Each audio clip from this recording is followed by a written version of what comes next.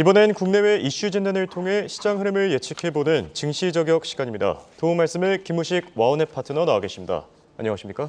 안녕하십니까? 네, 추석 연휴로 한 3주 만에 뵙는데요. 그렇네요. 말 그대로 세상이 달라졌습니다. 강산이 변한 것 같아요. 네, 3주 사이에 정말 많은 이슈들이 있었는데요. 그래도 증시 자체는 나름 선방하는 모습이었습니다. 네. 한 주 동안 어떻게 보셨습니까? 예, 지난 한 주 우리 가장 컸던 이슈는 CPI. 예. 그리고 또 우리 다 아시다시피 중동 분쟁이 재발했다는 것. 요 두 개가 가장 큰 키워드였는데요. 예. 이 영향으로 지난주 글로벌 증시는 좀 편차는 좀 있었습니다만은 일단 지난주까지는 잘 버텼는데 소폭 오르고 내렸던 다른 대부분 증시와 달리 일본과 러시아가 한 4% 급등했다는 것. 요거 정도를 제외하고는 선방한 정도다 그렇게 말씀드리겠고요. 다만 이제 그 금요일 넘어오면서 중동의 입김이 좀 더 영향력이 커진 게 아닌가. 미증시 지난주 보면은 금리 인상 리스크의 완화라는 호재가 하나가 있었고, 그리고 반면에 중동 분쟁 재발이라는 악재 사이에서 주 초반은 호재가 우이다가 주 후반에 악재의 영향력이 커진 겁니다. 지난 10월 CPI는 우리가 이해할 수 있는 수준까지 나왔고, 또 연준 인사들도 분위기가 좀 이상하다 보니까 아무래도 시장을 좀 이렇게 좀 약간 시장을 조금 부추기는 그런 어떤 매파적인 리스크적인 톤이 많이 낮아진 그런 발언들을 많이 했었고요. 그래서 이 부분은 호재로 작용했지만은 지난 주 말부터 이스라엘 군대에 이제 가자지구 투입이 임박했다는 얘기가 나오면서 그때부터 분위기가 조금 안 좋았죠. 지난주 그 등락을 거듭받은 국제유가가 금요일 같은 경우 한 5% 급등이 나왔지 않습니까? 이게 지난 한 주를 잘 설명한 어떤 그런 키워드가 되겠다는 말씀을 좀 드리겠고, 역시 주 초반 같은 경우는 중동 분쟁보다도 이런 금리 호재가 영향이 컸기 때문에 빅테크 관련주들의 움직임이 좋았고요. 주 후반을 넘어오다 보니까 주 후반 같은 경우는 중동 리스크가 불거지다 보니까 방산이라든지 에너지 쪽이 강세였던 미국 시장의 흐름이었습니다. 그중에 테슬라 같은 경우가 마이너스 3.6% 빠지는 정도의 어떤 특징적이었지만 빅테크 대부분 한 주간 놓고 보면 그냥 뭐 강보합, 약보합 수준이었고요.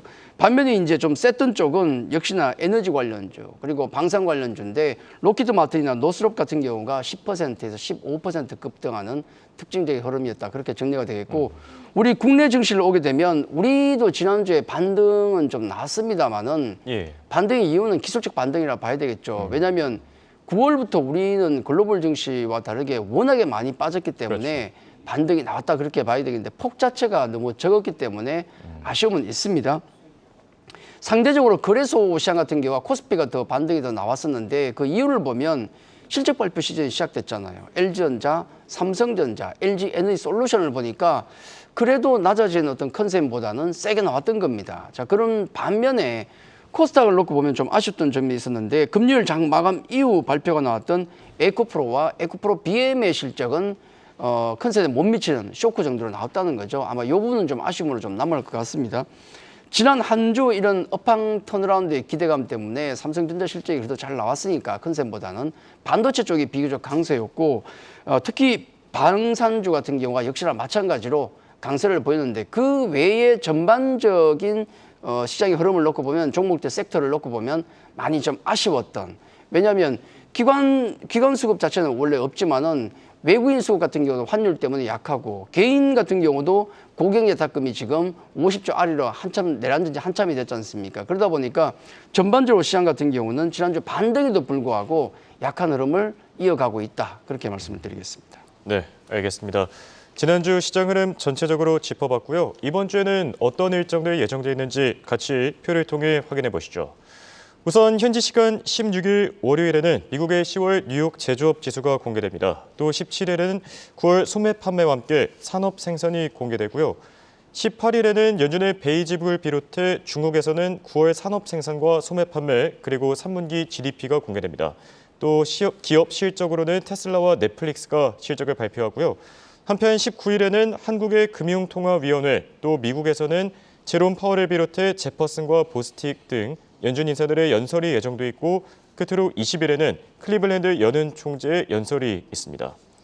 자, 이번 주부터 본격적인 실적 발표 시즌이 시작되고요. 네. 또 이란, 또 이스라엘과 또 팔레스틴 간의 분쟁도 도마 위에 오른 상태입니다. 그렇죠. 이번 주 어떻게 보십니까? 이번 주 일정은 크게 세 가지로 나눌 수가 있는데 우선 이제 가장 단기적으로 가장 큰 영향을 미칠 게 이스라엘 지상군 투입이 하나가 되겠고 두 번째는 연준 인사들의 발언이 많다는 것, 세 번째는 본격적인 실적 시전 돌입입니다. 예. 첫째 이시 뭐 정해진 뭐 지난주에 이미 계속 예고가 된 부분이지만은 이스라엘 정규군의 이제 가자 지구 투입 같은 경우는 이번 주에 이루어질 것으로 사실 주말 동안에 이루어질 가능성이 높다 그렇게 얘기가 나왔지만은 뭐 날씨 영향인지 좀 눈치를 보고 있는 것 같습니다. 어쨌든 이번 주에 투입될 가능성이 굉장히 높다는 것이고 이번 주 일정 중에서는 가장 큰 이슈가 되겠고 그리고 아마 가장 큰 악재로 작용할 가능성이 높다 일단 그렇게 봐야 되겠죠. 지난주에 예고됐지만은 상당히 좀 부담스러운 부분이다 말씀을 좀 드리고 두 번째 이슈는 역시 금리 관련된 이슈인데 지난주에는 완화가 됐지만 그동안 우리 시장을 많이 괴롭혀왔던 게 역시 금리의 문제입니다. 마지막 국면이라고 하지만은 추가적인 금리 인상이 필요하다 아니다는 얘기가 많으면서 매파적인 연준의 인사들의 어떤 발언들이 많았었는데 이번 주에 11월 초 FOMC 회의를 앞두고 이번 주에 대거 연준 인사들의 발언이 있을 것 같습니다. 거의 15명 이상인 것 같아요. 굉장히 많은 발언이 매일 이어집니다. 근데 이 부분은 제가 아까 우리 분쟁 관련해서는 악재로 당연히 작용하겠지만은 이 연준 인사들의 발언 관련해서는 파월 연준 이사의 어떤 발언도 있겠지만은 이번 주에 나오는 어떤 발언들 같은 경우는 오히려 호재로 작용하지 않을까. 지금 분위기에 나쁘게 험악하게 얘기할 분이 누가 있겠습니까? 해서 여기는 아마 조금 호재가 되지 않을까 말씀을 좀 드리겠고 세 번째 이슈 같은 경우는 본격적인 실적 시즌에 들어간다는 것. 자, 이게 중요한데 요거는 제가 중립으로 좀 분류를 하겠습니다. 왜냐하면 뭐 실적 관련해서 잘 나오는 기업도 있을 것이고 못 나오는 기업도 있겠지만은 아마 시장 영향력 같은 경우도 그에 따라서 있겠지만은 기업마다 다 다르기 때문에 중립 정도 특히 이번 주 같은 경우는 테슬라, 넷플릭스, ASML, 골드만삭스, 록히드 마틴 같은 기업들의 어떤 실적 발표가 있기 때문에 관련해서도 조금 주목해 볼 필요가 있지 않겠는가. 특히 테슬라 실적이 당연히 제일 중요하겠죠. 관심 있게 좀 보셔야 될 것 같습니다. 알겠습니다. 세 가지 관전 포인트 짚어주셨고요. 지금처럼 투자 전략을 세우기가 어려운 시기가 있었나 다시 한번 실감합니다. 이번 주는 증시 상황 어떻게 보십니까? 네, 뭐 누가 보더라도 쉬운 시장이 아닙니다. 아마 올해 들어서 난이도 최상의 아마 한 주가 되지 않을까 저는 그렇게 보고 있거든요. 우리 2020년부터 시작된 코로나 지금 끝났습니까? 조금 남아있죠. 거기다가 또 기록적인 인플레이션, 또 미친 금리 인상 속도, 더 후유증이 남아있지 않습니까? 또 경기 침체라든지 보호무역, 미중 무역 갈등 계속되고 있잖아요. 거기다 작년 2월부터 시작됐고 지금도 진행형인 우크라이나 러시아 전쟁에다가 이제는 중동 분쟁까지 가미가 됐습니다. 얼마나 난이도가 높겠습니까? 지금 그런 어려운 상황이고 우리 러시아 전쟁 잠깐 기억을 하시면은 작년 2월 24일인가 그때 발발이 됐었는데 그 이후로 보면 그 당일 정도의 그 전에 조금 빠지고 그 당일에 큰 폭발하고 나서 그다음부터 큰 영향은 없었거든요. 주가로 볼 때는. 오히려 조금 여전히 지금 글로벌 불확실성으로 남아있다라고 그렇게 볼 수 있겠지만은 이게 만약에 해결되면 오히려 호재로 변할 수 있는 재료가 된다는 말씀을 좀 드리겠고 그런 상황이고 그 상황에서 이제 중동 분쟁을 다시 한번 맞이하게 됐는데 뭐 확전의 가능성이 상당히 좀 우려가 많이 됐지 않습니까? 또 이란의 참전에 따라서 확전이 되냐 마냐 얘기하는데 뭐 제 개인적인 관점에서는 확전의 가능성보다는 장기전의 가능성이 높은 게 아닌가라는 생각을 합니다. 왜냐하면 이란 같은 경우도 뭐 국경이 맞붙어 있는 것도 아니고 직접적인 참전은 분명히 지금 위협은 하고 있지만은 직접적인 참전 같은 게 부담이 될 것이라는 생각을 가지고 있고 그것보다는 이란은 오히려 후방으로 전쟁 물자를 지원할 가능성이 높지 않겠는가 하는 측면 그리고 하마스의 병력이 지금 한 2, 3만 명 정도가 된다고 하지 않습니까? 그리고 지금 아래쪽으로 지금 가자 지구에 뭐 터널 같은 게 많이 돼 있고 또 인질의 행방을 또 알 수 없다는 점. 이스라엘 같은 경우도 이 작전이 최소한 2달 이상 진행될 가능성이 높다고 하지 않습니까? 그런 가능성을 놓고 볼 때 아마 장기전의 어떤 가능성 이게 조금 부담스럽다. 단기로 볼 때는 우리가 잠시 충격 이후에 주가가 회복되겠지만은 만약에 두 개의 전쟁이 한꺼번에 장기로 간다 그러면은 분명히 우리 전체 글로벌 경기에 미치는 여러 가지 후유증이 또 있을 수도 있다. 아직 조심스럽지만은 그렇게 보는 게 낫지 않을까 말씀을 드리겠습니다. 예, 알겠습니다. 그렇다면 이렇게 불확실한 상황에서 저희 같은 경우에는 투자 전략 어떻게 해서야 되겠습니까? 시장이 어려워지면 이제 꼼수를 쓰기보다는 예. 정석대로 투자하는 게 낫지 않을까 말씀을 좀 드리겠습니다. 아마 제가 오늘 마지막으로 말씀드린 투자 전략은 굉장히 평범할 겁니다. 예. 대부분 이게 잘 안 되더라고요. 버티기 힘든 초보 투자자분들은 현금 비중을 있어야 되고요. 그리고 지금 경험이 많은 투자자분들 같은 경우는 나름의 방법을 찾아야 되는데 제가 3주 전에 그런 말씀을 드렸습니다.